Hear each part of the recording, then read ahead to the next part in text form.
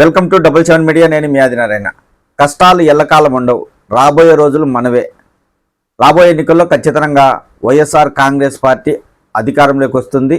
మనకు good time వస్తుంది. ప్రతి ఒక్కరూ పార్టీ కోసం కష్టపడి పనిచేయాలని మాజీ ముఖ్యమంత్రి వైసీపీ అధినేత వైఎస్ జగన్మోహన్ రెడ్డి పార్టీ నాయకులకు సూచించారు. తాడేపల్లిగూడెంలోని వైఎస్ఆర్ కాంగ్రెస్ పార్టీ కేంద్ర కార్యాలయంలో ఆయన అనంతపురం జిల్లాకు చెందిన వైఎస్ఆర్ కాంగ్రెస్ పార్టీ నాయకులు, ఎంపీపీలు, ఎంపీటీసీలు ఇలా పలువురు నాయకులతో సమావేశం నిర్వహించారు. ఈ సందర్భంగా పలు అంశాలను ఆయన వాళ్ళ దృష్టికి తీసుకెళ్లారు. పార్టీని బలోపేతం ఎలా చేయాలి, ప్రజల్లోకి ఎలా వెళ్ళాలి అనే అంశాలపై పలు సూచనలు, సలహాలు తెలియజేశారు. ముఖ్యంగా కూటమి ప్రభుత్వంపై అనేక విమర్శలు చేశారు. అందులో ఏంటంటే, కూటమి ప్రభుత్వం అధికారంలోకి వచ్చాక 6 నెలల్లోనే ప్రజల్లో వ్యతిరేకత తెచ్చుకుంది. గతంలో వైఎస్ఆర్ కాంగ్రెస్ పార్టీ అధికారంలో ఉన్నప్పుడు ప్రజలకు ఇస్తున్న పథకాలను ఇప్పుడు ప్రభుత్వం ఇవ్వలేదు. వాళ్ళు చెప్పిన సూపర్ 6 పథకాలు ఇవ్వలేదు. ఇలా ప్రజలను మోసం చేస్తున్నారు. అలాగే కూటమి ప్రభుత్వం వచ్చి 6 నెలలు అయ్యింది.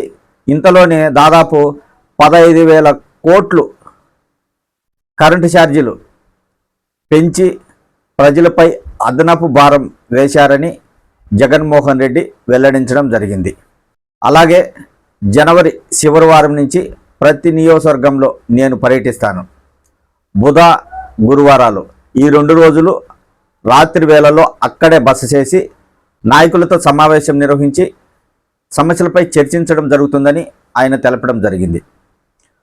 ప్రతిపక్షంలో ఉన్నప్పుడు కష్టాలు రావడం తప్పదు, జైలుకు వెళ్ళడం తప్పదు. మీకేదైనా కష్టం వస్తే ఒక్కసారి నా వైపు చూడండి. గతంలో కాంగ్రెస్ పార్టీ అధికారంలో ఉన్నప్పుడు కేంద్రంలో కాంగ్రెస్ పార్టీ ఉండేది, రాష్ట్రంలో కాంగ్రెస్ పార్టీ ఉండేది.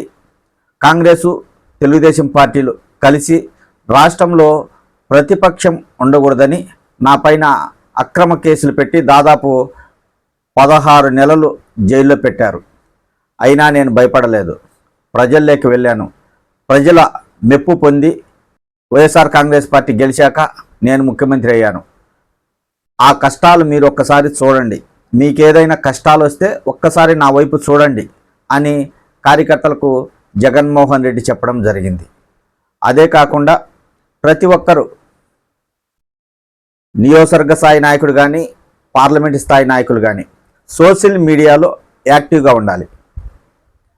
ఎవరికైనా గ్రామాలలో పింఛన్ రాకపోయినా, ప్రభుత్వానికి సంబంధించిన పథకాలు రాకపోయినా, వారికి ఏదైనా అన్యాయం జరిగినా, ఇది ఏదైనా సరే ప్రతి నాయకుడు ఫేస్బుక్, ట్విట్టర్, ఇన్స్టాగ్రామ్ ఇలా అన్ని సోషల్ మీడియాకు సంబంధించిన యాప్లను డౌన్లోడ్ చేసుకొని వాటి ద్వారా జరుగుతున్న అన్యాయాలను ప్రజలకు తెలిసేలా చేయాలని నాయకులకు సూచించడం జరిగింది.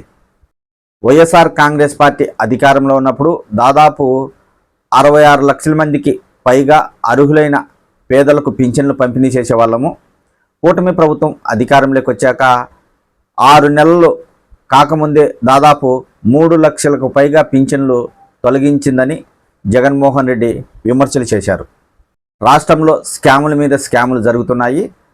Liquor mafia, sand mafia పెట్టరేగిపోతుంది.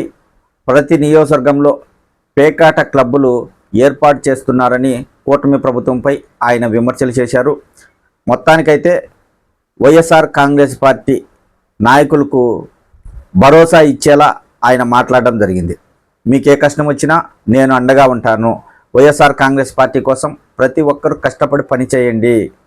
మనకు రాబోయే రోజుల్లో మనకు గుడ్ టైం వస్తుంది. ప్రతిపక్షంలో ఉందని భయపడవద్దు. జైలుకు వెళ్ళడానికైనా నేను సిద్ధంగా ఉన్నాను. మీరందరూ పార్టీ కోసం కలిసికట్టుగా పనిచేయాలని వైఎస్ఆర్ కాంగ్రెస్ పార్టీ నాయకులకు ఆయన సూచించడం జరిగింది.